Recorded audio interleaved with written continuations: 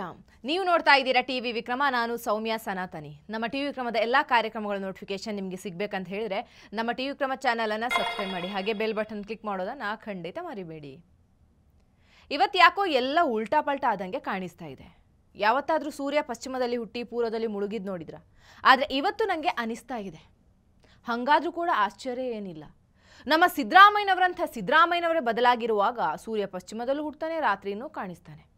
ನಂಗಂತೂ ಅದೊಂದು ವಿಷಯ ಕೇಳಿದ ಮೇಲೆ ಕನ್ಸೋ ಇದೋ ನನ್ಸೋ ಇದು ಅಂತ ಅನ್ಸೋಕೆ ಶುರುವಾಗಿದೆ. ಅಂಥದ್ದು ಏನು ಮಾಡಿದ್ರಪ್ಪ ನಮ್ಮ CM ಸಿದ್ದರಾಮಯ್ಯನವರು? ಹೇಳ್ತೀನಿ, ನೀವು ಕೇಳಲೇಬೇಕು ಅದನ್ನು. ವಕ್ಫ್ ತಿದ್ದುಪಡಿ ಬಿಲ್ ಕಾನೂನು ರೂಪದಲ್ಲಿ ಆಲ್ರೆಡಿ ಜಾರಿಗೆ ಬಂದಾಗಿದೆ. ಇನ್ನು ಎಷ್ಟು ಗಂಟಲು ಹರ್ಕೊಂಡ್ರು, ಬಿಸಿಲಲ್ಲಿ ನಿಂತ್ಕೊಂಡು ಅರಚಾಡಿದ್ರು ಕೂಡ ಏನೂ ಮಾಡೋಕ್ಕಾಗಲ್ಲ. ಬಿಳಿ ಟೋಪಿ ಬೇಕಾದರೂ ಕಪ್ಪು ಆಗ್ಬಹುದೇನೋ, ವಕ್ಫ್ ತಿದ್ದುಪಡಿ ಬಿಲ್ ಮಾತ್ರ ವಾಪಸ್ ಆಗಲ್ಲ. ಆದರೂ ನೋಡಿ, ಇನ್ನೂ ಕೆಲವರು ಮೂಢನಂಬಿಕೆಯಲ್ಲಿದ್ದಾರೆ. ನಾವು ಬೀದಿಗಿಳಿದ್ರೆ ಅದನ್ನು ತಡಿಬಹುದು, ಸರ್ಕಾರವನ್ನು ಹೆದರಿಸಬಹುದು ಅಂತ. ಇದನ್ನೆಲ್ಲ ಮಾಡಿಸ್ತಾ ಇರೋದು ವಿಪಕ್ಷಗಳೇ. ಈಗ ಪಶ್ಚಿಮ ಬಂಗಾಳದಲ್ಲಿ ನಡೀತಾ ಇರುವಂಥ ಈ ಪ್ರೊಟೆಸ್ಟನ್ನು ನೋಡಿ, ಇದನ್ನು ನೋಡಿದರೆ ಗೊತ್ತಾಗತ್ತೆ ದೀದಿ ಸರ್ಕಾರದಲ್ಲಿ ಲಾ ಆ್ಯಂಡ್ ಆರ್ಡರ್ ಎಷ್ಟು ಕುಲಗೆಟ್ಟು ಹೋಗಿದೆ ಅಂತ. ಇದೇ ಉತ್ತರ ಪ್ರದೇಶದಲ್ಲಿ ನೋಡಿದ್ರ, ಅದ್ಯಾರೋ ಒಬ್ಬಾಕೆ ವಕ್ಫ್ ಬಿಲ್ ವಿರುದ್ಧ ಪ್ರೊಟೆಸ್ಟ್ ಅಂತ ಹೇಳಿದ್ದೇ ತಡ ಮನೆಗೆ ಬಂದು ಪೊಲೀಸರು 10 ಲಕ್ಷ ಫೈನ್ ಹಾಕಿ ಹೋಗಿದ್ದಾರೆ. ಯೋಗಿಜಿ ಕೈಯಲ್ಲೇ ಆಗಿದ್ದು ದೀದಿ ಕೈಯಲ್ಲಿ ಯಾಕಾಗಲಿಲ್ಲ? ಹಾಗಾದ್ರೆ ಎಲ್ಲ ರಾಜಕೀಯ ಅಷ್ಟೇ. ಗಮ್ಮತ್ತೇನಂದ್ರೆ, ಈ UP ಪಶ್ಚಿಮ ಬಂಗಾಳದ ಈ ಸಂತಾನ ಕರ್ನಾಟಕದಲ್ಲೂ ಇದೆ. ಇಲ್ಲೂ ಒಬ್ಬ ಮಾಜಿ ಕಾಂಗ್ರೆಸ್ ನಾಯಕ ಉಗ್ರ ಹೋರಾಟದ ಕರೆಯನ್ನು ಕೊಟ್ಟಿದ್ದ. ಇದೇ ಆ ಮಾಸ್ಟರ್ ಪೀಸ್. ಹೆಸರು ಅಹಮ್ಮದ್ ಕಬೀರ್ ಖಾನ್, ದಾವಣಗೆರೆಯ ಮಹಾನಗರ ಪಾಲಿಕೆಯ ಮಾಜಿ ಕೈ ಸದಸ್ಯ. ಈತನೇ ಒಂದು ಉಗ್ರ ಹೋರಾಟ ಮಾಡಬೇಕು ಅಂದ್ಕೊಂಡಿದ್ದ. ಆಶ್ಚರ್ಯ ಅಂದರೆ, ಆತನನ್ನು ಅಷ್ಟರಲ್ಲಿ ಸಿದ್ದರಾಮಯ್ಯನವರ ಸರ್ಕಾರದ ಪೊಲೀಸರು ಎತ್ತಾಕೊಂಡು ಹೋಗಿದ್ದಾರೆ.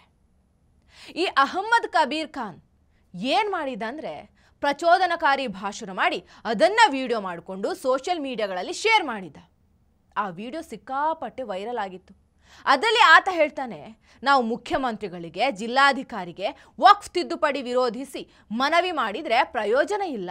ನಾವೆಲ್ಲ ಬೀದಿಗೆ ಇಳಿದು ಹೋರಾಟ ಮಾಡಬೇಕು, ಟ್ರೈನ್ ಬಸ್ಗಳಿಗೆ ಬೆಂಕಿ ಇಡಬೇಕು, ಅವು ಹೊತ್ತಿ ಉರಿಬೇಕು, ಆಗ ವಕ್ಫ್ ತಿದ್ದುಪಡಿ ವಾಪಸ್ ಪಡೆಯೋಕ್ಕೆ ಸಾಧ್ಯ ಅಂತ ಸ್ಟೇಟ್ಮೆಂಟ್ ಕೊಟ್ಟಿದ್ದ. ಹೌದೌದು, ಬೆಂಕಿ ಹಚ್ಚೋದಕ್ಕೆ ಇವರ ಅಪ್ಪಂದು ನೋಡಿ ಕರ್ನಾಟಕ. ಅವನ್ಯಾರೋ ಬರ್ಕ್ ಸಂಬಲ್ ಸಂಸದ ಹೇಳಿದ್ನಲ್ವ, ಮುಸ್ಲಿಮರು ಭಾರತಕ್ಕೆ ಒಡೆಯರು ಅಂತ. ಅದನ್ನ ಈ ಜಿಹಾದಿ ಸೀರಿಯಸ್ ಆಗಿ ತಗೊಂಡಂಗಿದೆ. ಎಂಥ ಅಹಂಕಾರ ನೋಡಿ. ಇಷ್ಟಿದ್ದೇ ಬೆಂಕಿ ಹಚ್ತೀವಿ ಅನ್ನೋರು ಇನ್ನೂ ಸ್ವಲ್ಪ ಜನಸಂಖ್ಯೆ ಜಾಸ್ತಿ ಆದ್ರೆ ಹಿಂದೂಗಳನ್ನೇ ಬೆಂಕಿ ಹಾಕಿ ಸುಟ್ಟು ಹಾಕಿ ಅನ್ನೋದು ಇರ್ತಾರಾ? ಆಶ್ಚರ್ಯ ಏನಂದ್ರೆ, ನಮ್ಮ ಸಿದ್ದರಾಮಯ್ಯನವರ ಆಡಳಿತ ಇರಬೇಕಾದ್ರೆ ಕಬೀರ್ ಖಾನ್ ಮೇಲೆ ಕೇಸ್ ಬೇರೆ ದಾಖಲಾಗ್ಬಿಡುತ್ತೆ.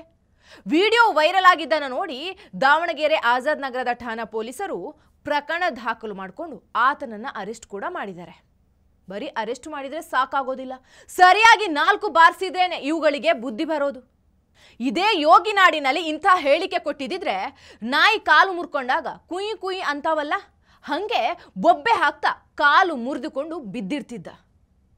ಅಲ್ಲಿದ್ದಿದ್ರೆ ಈ ತರಹ ಮಾತು ಅವನ ಬಾಯಲ್ಲಿ ಬರ್ತಾನೂ ಇರಲಿಲ್ಲ ಬಿಡಿ. ಇಲ್ಲಿ ಸಿದ್ದರಾಮಯ್ಯನವರ ಸರ್ಕಾರ ಅಲ್ವಾ, ನಮ್ಮದೇ ಸರ್ಕಾರ ಅನ್ನೋ ಧೈರ್ಯದಲ್ಲಿದ್ದ. ನೋಡಿದ್ರೆ ಹಿಂಗಾಗೋಯ್ತು. ಫಸ್ಟ್ ಆಫ್ ಆಲ್, ಈ ವಿಷಯ ಸಿದ್ದರಾಮಯ್ಯನವರಿಗೆ ಹಾಗೂ DK ಸಾಹೇಬ್ರಿಗೆ ಗೊತ್ತಿದೆಯೋ ಇಲ್ವೋ? ಗೊತ್ತಿದ್ರೆ ಅವರು ನನ್ನ ಬ್ರದರ್ಸ್ ಅಂತ ಕೇಸ್ ಆಗದ ಹಾಗೆ ನೋಡ್ಕೊಳ್ತಾ ಇದ್ರು. ಈಗಲೂ ನಂಗೇನು ಅವನಿಗೆ ಶಿಕ್ಷೆ ಆಗತ್ತೆ ಅನ್ನೋ ಗ್ಯಾರಂಟಿ ಇಲ್ಲ.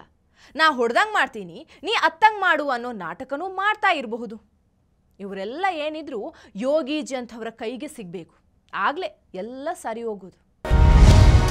ಟಿವಿ ವಿಕ್ರಮ, ದೇಶ ನಿಮ್ಮ ಕೈಯಲ್ಲಿ. ಈ ಕಾರ್ಯಕ್ರಮ ನಿಮಗೆ ಇಷ್ಟ ಆಗಿದ್ದಲ್ಲಿ ಲೈಕ್, ಶೇರ್ ಹಾಗೂ ಕಮೆಂಟ್ ಮಾಡಿ.